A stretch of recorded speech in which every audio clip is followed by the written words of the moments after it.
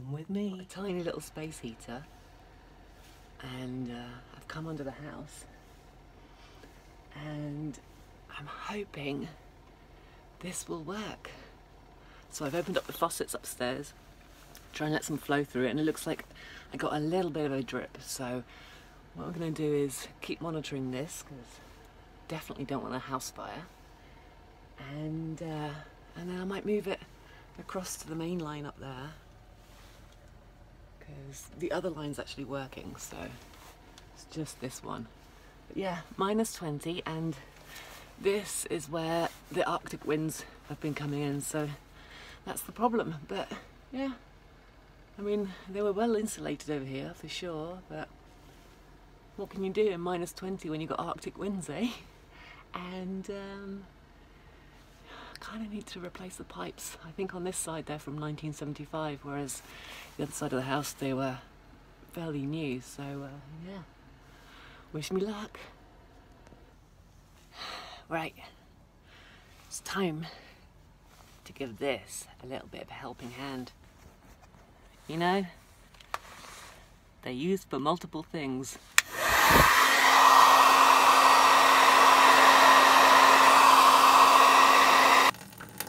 Oh yeah.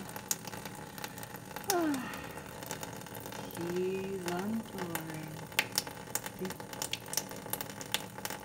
So, the inevitable has happened, and yeah, the pipe burst, unfortunately, and I was out down at the hardware store getting some stuff to fix this, and thankfully Lawrence heard this gushing of water, raced around to try to find the shut-off valve, and it wasn't where the plumber had told us it was, and thankfully he eventually found it. And yeah, so the water's now shut off, and the next job is going to be replacing a bend in the pipe.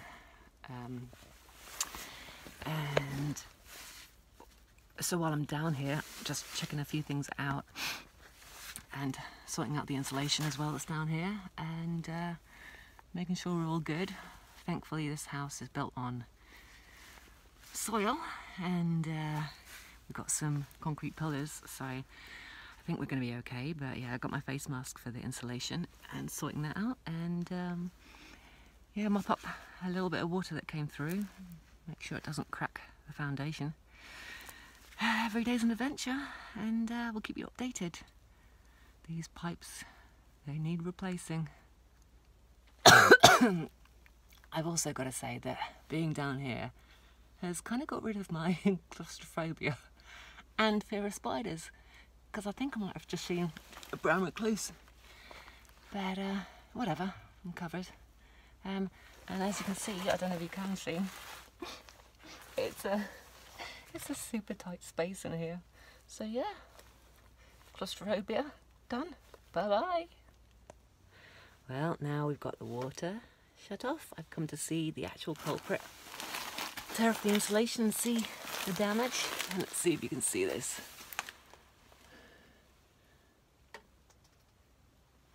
It's a tiny crack on the bend.